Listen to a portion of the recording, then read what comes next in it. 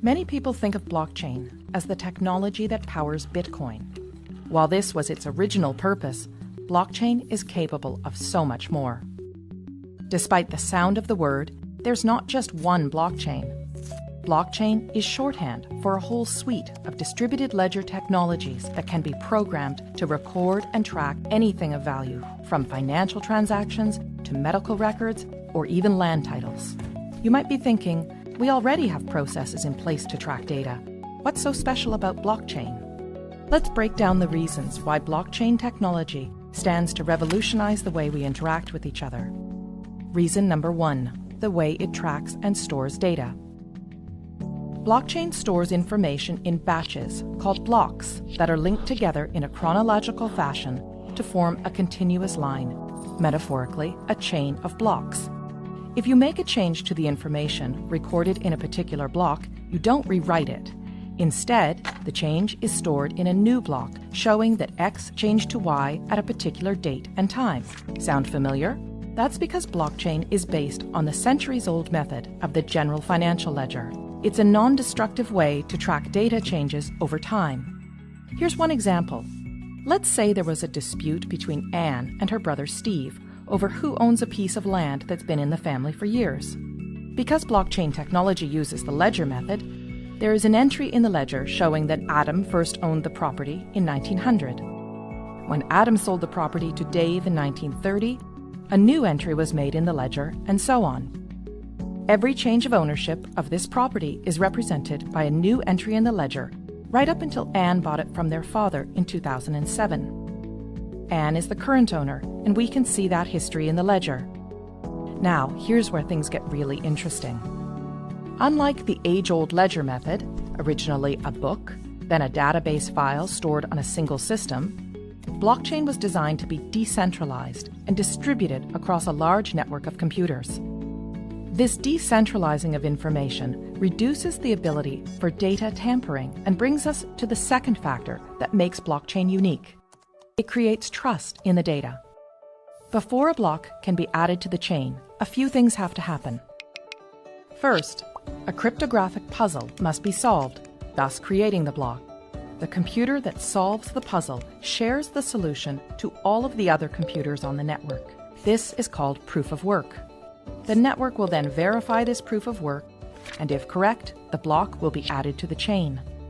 The combination of these complex math puzzles and verification by many computers ensures that we can trust each and every block on the chain. Because the network does the trust building for us, we now have the opportunity to interact directly with our data in real time. And that brings us to the third reason blockchain technology is such a game changer: no more intermediaries. Currently, when doing business with one another, we don't show the other person our financial or business records. Instead, we rely on trusted intermediaries, such as a bank or lawyer, to view our records and keep that information confidential. These intermediaries build trust between the parties and are able to verify, for example, that, yes, Anne is the rightful owner of this land. This approach limits exposure and risk, but also adds another step to the exchange, which means more time and money spent. If Anne's land title information was stored in a blockchain, she could cut out the middleman, her lawyer, who would ordinarily confirm her information with Steve. As we now know, all blocks added to the chain have been verified to be true and can't be tampered with, so Anne can simply show Steve her land title information secured on the blockchain. Anne would save considerable time and money by cutting out the middleman. This type of trusted peer-to-peer interaction with our data can revolutionize the way we access, verify, and transact with one another. And because blockchain is a type of technology and not a single network, it can be implemented in many different ways. Some blockchains can be completely public and open to everyone to view and access. Others can be closed to a select group of authorized users, such as your company, a group of banks, or government agencies. And there are hybrid public-private blockchains too. In some, those with private access can see all the data, while the public can see only selections.